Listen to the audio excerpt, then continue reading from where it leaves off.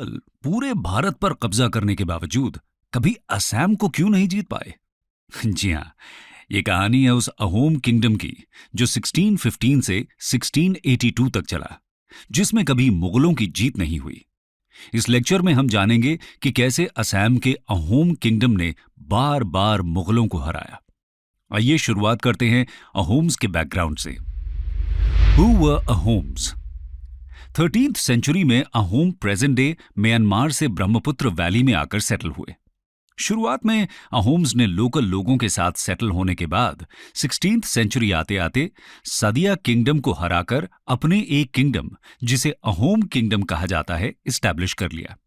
धीरे धीरे उन्होंने साउथ असम के दिमासा एम्पायर और वेस्ट असम के बारो भुयार किंगडम को हराकर अपनी पावर को और बढ़ा लिया। लेकिन इसके साथ ही उन पर टर्क्स और अफगान रूलर्स के आक्रमण होने लगे, जिसमें मुगल इन्वेजन सबसे प्रोमिनेंट था। सबसे पहले हम मुगल और अहोम्स के बीच कॉन्फ्लिक्ट का कारण जानने की कोशिश करते हैं। Reasons for conflict. दोस्तों, वैसे तो इसके कई रीजंस थे, लेकिन इसका प्राइमरी रीजन मुगल्स का अग्रेसिव इंपीरियलिज्म था, जिसमें मुगल अहोम्स किंगडम को हराकर मुगल एम्पायर का नॉर्थ ईस्ट तक एक्सपेंशन करना चाहते थे।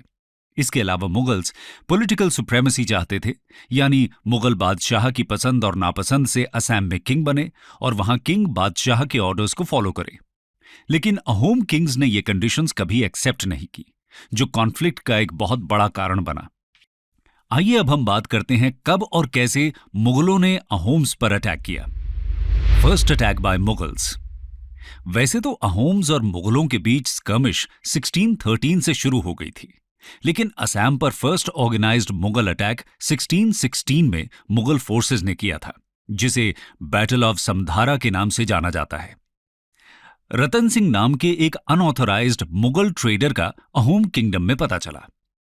अहोम्स ने उसकी इलीगल धन संपत्ति को फ्रीज कर लिया और उसे असम से एक्सपेल कर दिया। इससे मुगलों को युद्ध के लिए एक बहाना मिल गया। अबू बकर और भूसना के राजा सत्रजीत के नेतृत्व में मुगल आर्मी ने असम की एक पुरानी कैपिटल बारनगर की ओर मार्च किया और उसे ऑक्यूपाई कर लिया।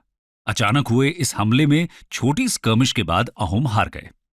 मुगल फोर्सेस एडवांस करती हुई इंपॉर्टेंट भराली संगम तक पहुंच गई, लेकिन एक महीने की तैयारी के बाद अहोम्स ने मुगलों पर सरप्राइज अटैक किया। समधारा के पास हुए इस अटैक में मुगल आर्मी को हैवी लॉस हुआ और वो वहां से रिट्रीट करने पर मजबूर हो गई।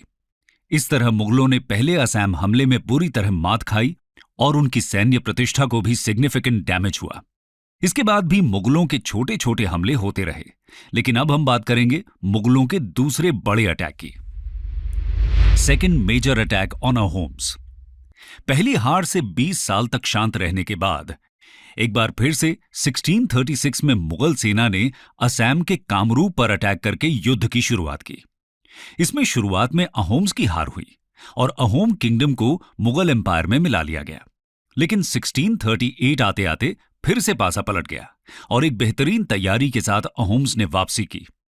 समधारा के पास एक बार फिर से भयंकर युद्ध हुआ। इसमें अहोम के नेवी चीफ की मौत हो गई, लेकिन अहोम्स ने ब्रेवरी से एक बार फिर से मुगल आर्मी को असम से बाहर खदेड़ दिया। इस युद्ध में दोनों ही पक्षों को भारी फाइनेंशियल और ह्यूमन लॉस हुआ, जिसकी वजह से दोनों पक्ष पीस ट्रीटी करने पर अग्री हुए। ये पीस ट्रीटी फरवरी 1639 में मुगल कमांडर अल्लायार खान और अहोम जनरल मोमाई तामुली बोरबरुआ के बीच हुई। इसे ट्रीटी ऑफ असुरार के नाम से जानते हैं। इस ट्रीटी के तहत मुगलों ने अहोम किंग की इंडिपेंडेंस को एक्सेप्ट किया। गुवाहाटी से शुरू होने वाला वेस्टर्न असम मुगलों के हाथों चला गया, लेकिन उन्हें बाकी बचे हुए असम पर अपना किसी भी तरह का क्लेम छोड़ना पड़ा। दोनों पक्षों में ट्रेड बिना किसी रुकावट के होने लगा, लेकिन दोनों ही पक्षों ने इस ट्रीटी को स्ट्रिक्टली फॉलो नहीं किया और छोटी छोटी स्कर्मिशेस चलती रहीं। आइए अब हम बात करते हैं तीसरे बड़े कॉन्फ्लिक्ट की। Third major attack on Ahoms. दोस्तों, 1648 में गुवाहाटी के मुगल कमांडर ने अहोम के न्यूली अपॉइंटेड किंग जय ध्वज को बधाई संदेश भेजा, लेकिन जय ध्वज ने बादशाह शाहजहां की बीमारी और मुगल एम्पायर के वॉर ऑफ सक्सेशन का फायदा उठाकर मुगलों को न केवल गुवाहाटी से खदेड़ दिया, बल्कि मानस रिवर के पार तक उनका पीछा किया। उन्होंने मुगलों के ढाका के आसपास के क्षेत्र को भी तबाह और बर्बाद कर दिया। वापस जाते जाते वो कई मुगल सोल्जर्स को अपने साथ बंदी बनाकर असम ले गए। लेकिन वॉर ऑफ सक्सेशन जीतने के बाद औरंगजेब ने मीर जुमला को असम पर अटैक करने और पूर्वी भारत में मुगल प्रेस्टीज को फिर से स्थापित करने का आदेश दिया। मीर जुमला ने 1662 की शुरुआत में असम पर अटैक कर दिया। उसने गुवाहाटी और मानस को बहुत आसानी से ऑक्यूपाई कर लिया। स्ट्रेटेजिकली इंपॉर्टेंट पांडु और खजली शहर भी उसने आसानी से जीत लिए। दरअसल मीर जुमला की ये इजी सक्सेस मुगल आर्मी की ब्रेवरी की वजह से कम और असम आर्मी में डिससैटिस्फैक्शन के कारण ज्यादा थी। लेकिन जैसे ही मुगल आर्मी कालियाबोर तक पहुंची, असम आर्मी को यह रियलाइज हो गया और फिर मीर जुमला को डेडली रेजिस्टेंस का सामना करना पड़ा। उन्होंने अपनी पावर को सिमलुगढ़ और समधारा में कॉन्सेंट्रेट किया। लेकिन मुगल आर्मी नंबर्स में असम आर्मी से बहुत अधिक थी, इसलिए असम आर्मी को वहां से भागना पड़ा। इस जीत के बाद मीर जुमला ने अहोम कैपिटल घरगन्व पर अटैक किया और अहोम किंग जयध्वज को वहां से भागना पड़ा। उन्होंने ईस्टर्न हिल्स में शरण ली, लेकिन बारिश का मौसम आने से मुगल आर्मी वहां सस्टेन नहीं कर पाई। भारी बारिश और रिवर्स में फ्लड की वजह से मुगलों की आर्मी बेस ढाका और मीर जुमला की आर्मी के बीच कम्युनिकेशन एकदम कट गया। यही समय था जब मौसम का फायदा उठाते हुए अहोम्स ने मुगल आर्मी पर अटैक कर दिया। अहोम्स ने बड़ी तेजी से एक बार फिर से ईस्टर्न असम पर वापस अपना कब्जा कर लिया। मुगल कैंप में एक सीरियस महामारी फैल गई, जिसमें कई मुगल सोल्जर्स बिना किसी हमले के मारे गए। लेकिन सितंबर तक बारिश खत्म होने से वापस मुगल आर्मी का ढाका बेस से कांटेक्ट हो गया। मुगल आर्मी ने एक बार फिर अहोम्स पर अटैक किया और इस बार किंग जयध्वज को पीस ट्रीटी करने पर मजबूर कर दिया। 1663 में ट्रीटी ऑफ घिलारी घाट साइन की गई, जिसमें अहोम किंग जयध्वज को मीर जुमला ने 3 लाख रुपए वॉर कॉम्पनसेशन और अपनी इकलौती बेटी को मुगल हैरम में देने के लिए मजबूर कर दिया। लेकिन इसी दौरान जयध्वज की मौत हो गई। जयध्वज की मौत के बाद क्या हुआ, आइए जानते हैं नेक्स्ट सेक्शन में। What happened after the death of Jaidhwaj? पहली इंस्टॉलमेंट जयध्वज ने मुगलों को दे दी, लेकिन जयध्वज के सक्सेसर चक्रध्वज ने ट्रीटी में डिसाइड हुए कॉम्पनसेशन को देने से इनकार कर दिया। 1665 में गुवाहाटी में मुगल फौजदार सैयद फिरोज खान ने अहोम किंग को जब बचे हुए कॉम्पनसेशन के लिए लेटर लिखा, तो किंग चक्रध्वज ने मुगल आर्मी को असम से बाहर खदेड़ने का आदेश दे दिया और एक बार फिर युद्ध की शुरुआत हो गई। ये चौथा बड़ा अटैक था। अचानक हुए इस अटैक से मुगल आर्मी संभल नहीं पाई और सिर्फ 2 महीने में रिट्रीट करना पड़ा। एक बार फिर से असम अहोम्स के अंडर में आ गया। इस हार से नाराज औरंगजेब ने अहोम्स पर अंबेर के राम सिंह के नेतृत्व में सबसे बड़ा हमला किया, जिसे बैटल ऑफ सरायघाट भी कहते हैं। आइए जानते हैं इस लैंडमार्क बैटल के बारे में। बैटल ऑफ सरायघाट 1671 में औरंगजेब ने मसले को हमेशा के लिए खत्म करने के लिए अंबेर के राजा मिर्जा जय सिंह के बेटे राम सिंह के नेतृत्व में एक बहुत बड़ी आर्मी भेजी।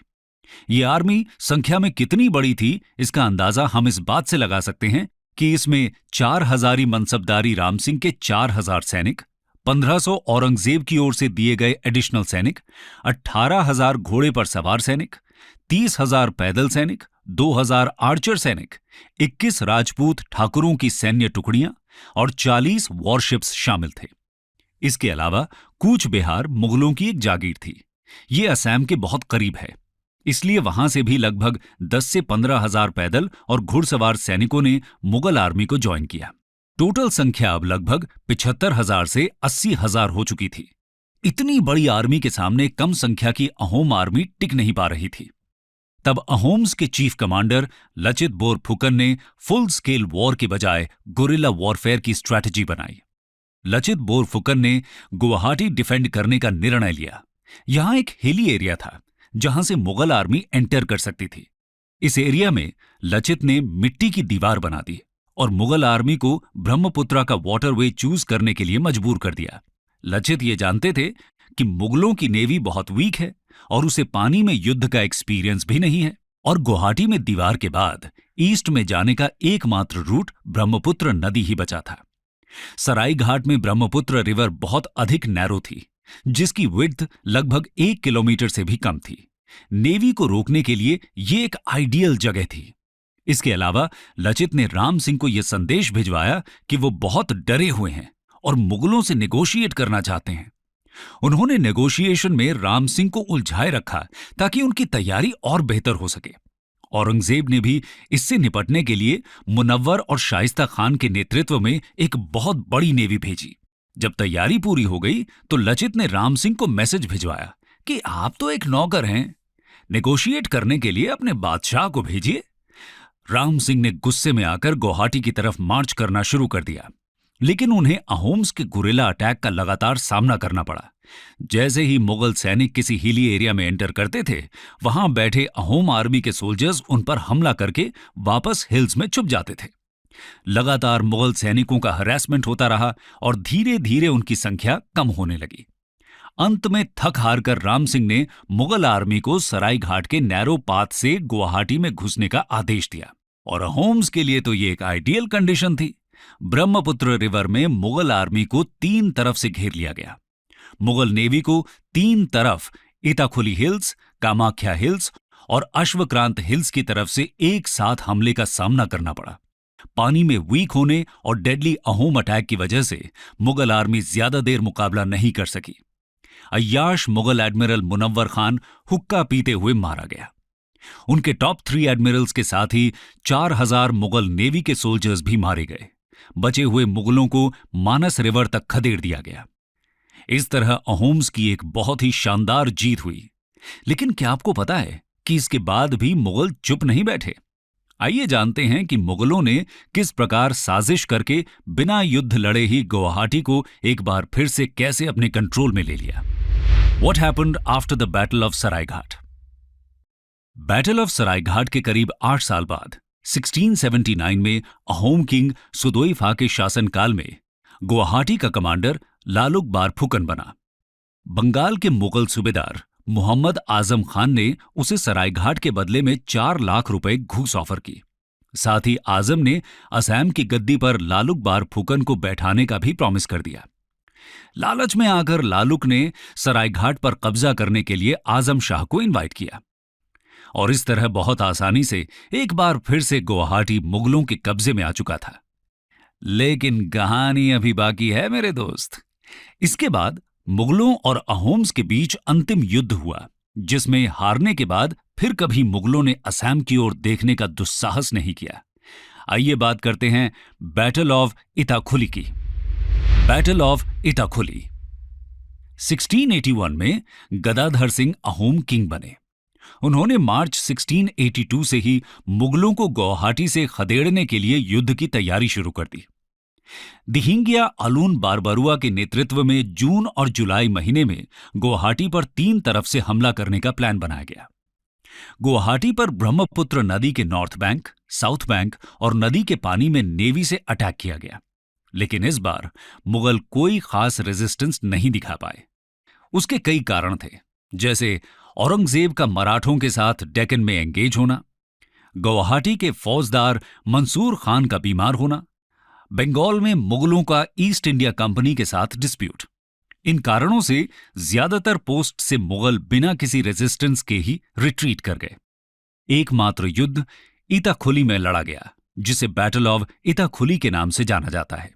मुगल जनरल अली अकबर ने सरानिया फोर्ट पर अटैक कर दिया, लेकिन इसमें उसे भारी नुकसान के बाद रिट्रीट करना पड़ा।